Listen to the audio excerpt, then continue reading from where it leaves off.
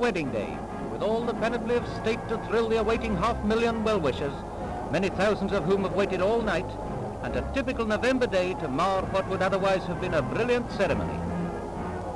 Their Majesties the King and Queen, with Prince Valdemar of Denmark, brother of the late Queen Alexandra, leave Buckingham Palace, followed a few moments later by Princess Marina, soon to be the Duchess of Kent. This is the first time for nearly 600 years that an English prince and a princess from across the sea have been married in that hallowed building, Westminster Abbey. And today the splendor of the state coach, the dignity of the escorting cavalry, and the beauty of the silver and white bride seem to relieve the grey and mellow grandeur of that historic abbey. Never before have we beheld greater crowds. Every inch of the route was lined with enthusiastic spectators.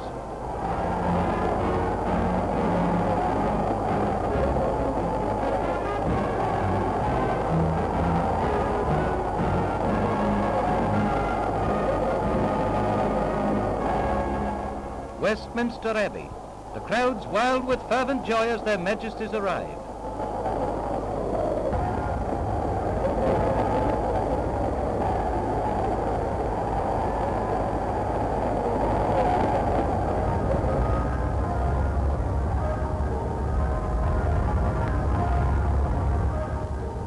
Next to the bridegroom, His Royal Highness George Edward Alexander Edmund, Duke of Kent, with the Prince of Wales and the Duke of York in attendance.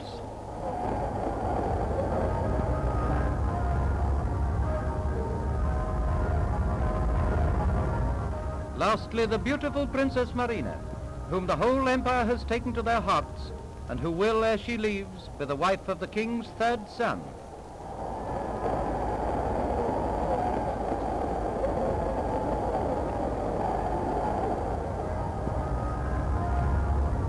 Within, amid scenes of dazzling splendor, the marriage service is performed by the Archbishop of Canterbury, after which the Duke and Duchess of Kent leave the Abbey.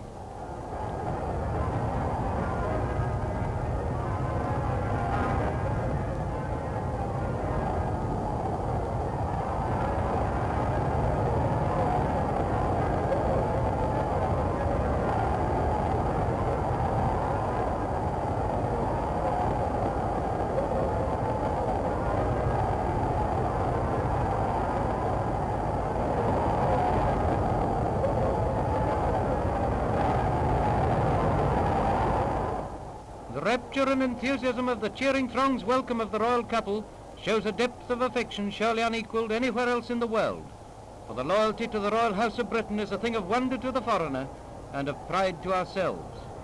Of her place in the hearts of all Britishers, the new Duchess has ample proof.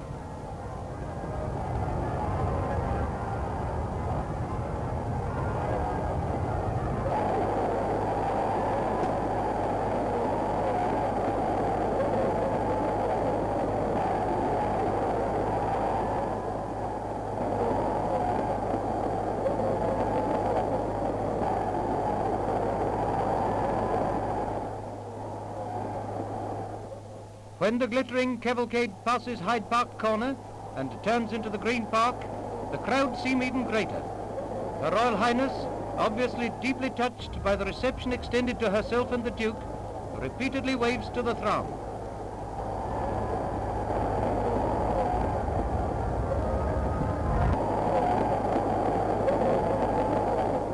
At Buckingham Palace, there were scenes of unbelievable enthusiasm.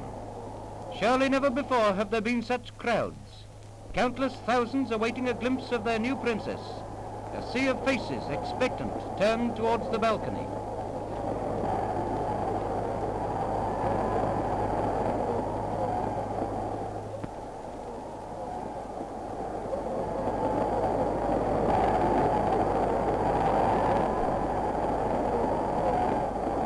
The excitement rises to a fever heat, and then the Duke and his bride appear, a radiantly happy couple, to be greeted by a burst of cheering that could be heard a mile away, a spontaneous demonstration of happy, affectionate, and loyal emotion.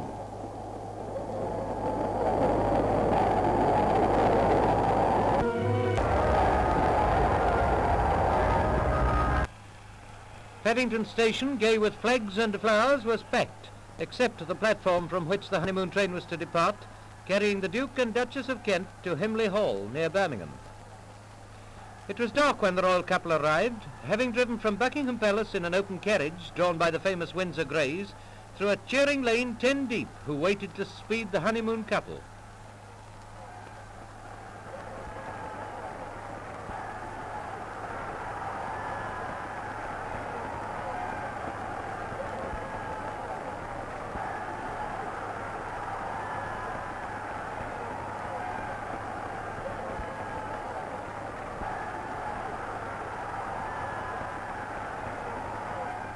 His Royal Highness bore traces of the happy departure from home. His coat still carried some of the rose petals which had been showered on them by guests as they started from the palace.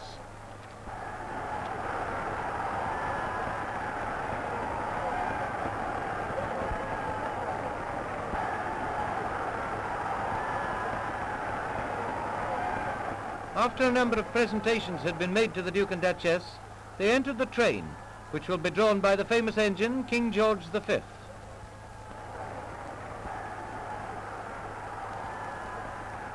So they start on their new venture, carrying with them the heartfelt wishes of us all.